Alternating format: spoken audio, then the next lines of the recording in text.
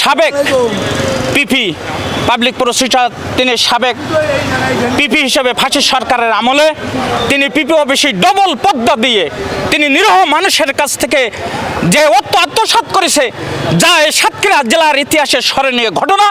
আজকে যারা কোর্টের চত্বরে তাকে নিয়ে আসছে, অনেক লোক আমাদের পাশ থেকে বলছে আমার ছেলের জামিন ধরার জন্য 1 লক্ষ টাকা নিয়েছে, অনেকে বলছে আমার কাছ থেকে 50,000 টাকা নিয়েছে।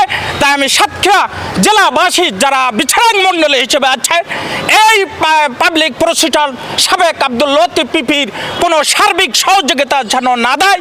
যদি সত্যিকার অর্থে এই দুষ্কৃত ফাঁসির সরকারের আমলে যদি এই পিপি সাহেবের বিচার যদি এই সাতক্ষীরার মাটিতে না হয়, আমরা যারা জামাত বিএনপি সকলের অপমার জনসাধারণ সকল একত্রবাদ হয়ে তাকে ফাঁসির কাস্টে ঝুলন্ত যাতে হয়, তার জন্য আমরা সবাই একত্রবাদ হিসেবে প্রতিবাদ করতে রাজি আছি।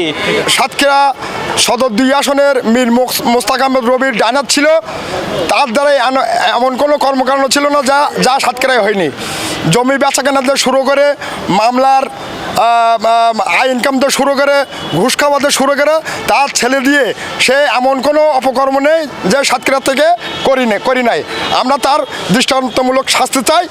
আমরা সন্দেহ করছি যে মিস্টার হাদির উপরে যে হত্যা প্রচেষ্টা হয়েছে সেটার সাথে এই লতিফ এবং তার পুত্র জড়িত থাকতে পারে। লতিফকে রিমান্ডে নিয়ে জিজ্ঞাসাবাদ করলে বিগত সরকারের সময়ে যারা গুম হয়ে গেছে তাদের লাশ কোথায় পোতা হয়েছে সেটা উদ্ঘাটন হবে বলে আমরা মনে করি।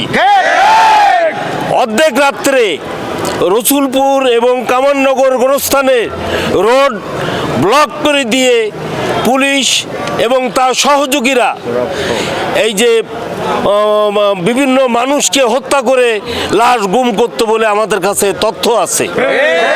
ভুক্তভোগী মানুষরা এই ভয়ঙ্কর অপরাধী আব্দুল লতিফ এবং তার পুত্র রাসেলের বিচার চায়।